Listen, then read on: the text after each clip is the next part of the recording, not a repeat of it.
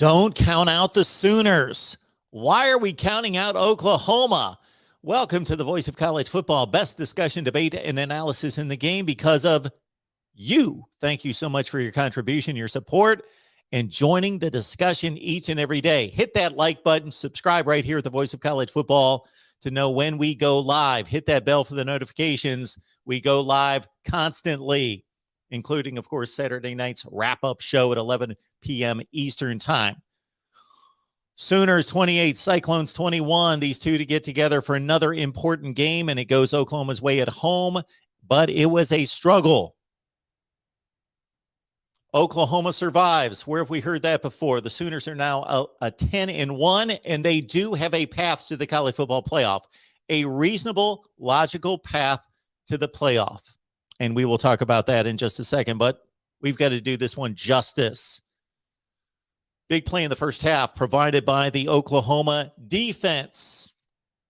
Sooners passed for 96 yards in this game and won. In Oklahoma, Lincoln Riley offense passed for 96 yards and won the game. Defense, Kennedy Brooks running the football, 17 carries for $115. And again, the OU defense. At the end of the first half, Brock Purdy made a rather non-veteran mistake. This guy has played more football than just about anyone in the country, but a bad play at the end of the first half. There's like 10 seconds left in the half. 7-7 game, get to the locker room. If you don't see anything open, get to the locker room. He gets flush from the pocket. Oncoming rusher, he doesn't just throw the ball away. He looks to throw it at the last second, then tries to tuck it. Strip sack, forced fumble. Key Lawrence, Jalen Redmond, scoop and score, goes the other way. 14-7. That proved somewhat decisive. Who knows what would have happened after that. Brock Purdy taken out of the game a little bit later in the third quarter, missed significant time in this game, and it looked like that would spell doom for Iowa State as the youngster Hunter Deckers took over, and in his second pass of the game, he made a costly mistake for the Cyclones. So Iowa State, to their credit, this was a team coming into the season that was supposed to challenge Oklahoma for the Big 12 championship. This was supposed to be the game of the year in the Big 12. Iowa State, Oklahoma. The Cyclones look like the only team that could challenge Oklahoma. Well, everybody's challenged them every week, but Oklahoma continues to win, except for Baylor. This loss knocks this proud Iowa State team out of the Big 12 championship game at 6-5, 4-4 in the conference. They've lost all 5 games by 7 points or less. Oklahoma has won 6 games by 7 points or less. Tale of 2 seasons. That's what's happened. It's been that close, and it was that close in this one. And Iowa State, again, made the huge, enormous mistakes that cost them. The Purdy mistake, 7 points at the end of the half. Then his replacement, Deckers, second pass of the game. He's trying to throw the ball away. I don't know what he's doing. Watch this play from all angles. I think he was trying to throw the ball away. If he was trying to hit a receiver, I could have thrown a better pass. It was awful. It was picked off. It was a gift that led to another Oklahoma score to make it 21-7. Sooners led by 2 touchdowns twice in the second half, 21-7 and 28-14. Deckers, to his credit, was not rattled. He got back in the ball game, found his tight end, one of the best in the business, Charlie Kohler, who played one of his final games in college, his second to last game regular season in college in his hometown of Norman, Oklahoma. 12 catches for $152, but it was the second tight end, Chase Allen. He's even taller than Kohler at 6'7".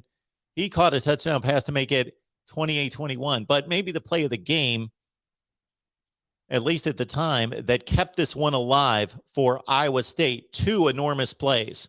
Number 1, fourth down by 2 touchdowns. They elected for the fake punt. Andrew Mevis pulled it off. 29-yard gain, kept the drive alive. And then on 4th and 5, Deckers, flush from the pocket, running for his life, throws it up for Breece Hall. Breece Hall did not have a great game. Not his fault. The Oklahoma defense was that good against one of the best backs in the nation. He only had 19 carries for 58 yards, but on this play, 4th and 5, one of the most remarkable catches you're going to see. Check it out. 4th and 5, Breece Hall falling away.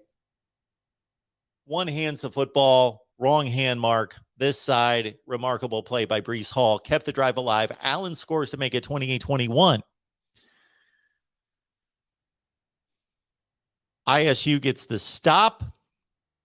Then they come back, make a drive all the way from their own 15-yard lane, all the way down the field in the final 3 minutes. Purdy's moving them down the field, got inside the Oklahoma 20-yard line with 35 seconds left to play, had a clean first down, spiked the ball on first down, took some shots that didn't necessarily make sense to me. Run your offense, got 35 seconds, no timeouts, so you can't work the offense to the middle of the field. I get that, but took some shots to the end zone when guys weren't there, and it led to a tipped ball, and Purdy flushed from the pocket, actually. The pressure forced an interception to end the game. Patrick Fields made the play, and Oklahoma, again, how many times have we heard this one? Escaped 28-21. What a game. That sets up Bedlam next week. Oklahoma, Oklahoma State. The Cowboys play Texas Tech tonight. Assuming they win, they will continue to be a top 10 team in America and finish the pre-Bedlam portion of the regular season at 10-1 to match Oklahoma's 10-1. So we've got 10-1, 10-1. Oklahoma State's been the better team this year. I don't know that anyone would argue that. They've been the more impressive team. The defense has been rock solid. Jaylen Warren, a tremendous back. Spencer Sanders has been good enough. But we know the history of these two teams. Mike Gundy does not beat Oklahoma. This should be enormous. This should be fun. It should be a great game. Oklahoma, Oklahoma State. All right, the Sooners. Let's say the SEC gets one in. Let's say Georgia beats Alabama.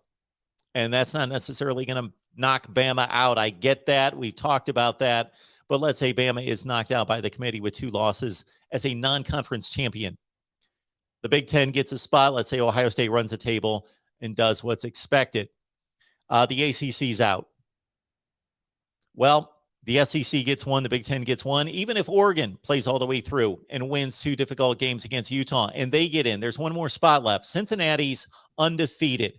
Oklahoma, if they complete this run, 12-1 conference champion. Got to go with Oklahoma. I go with Oklahoma. I would think the committee would as well.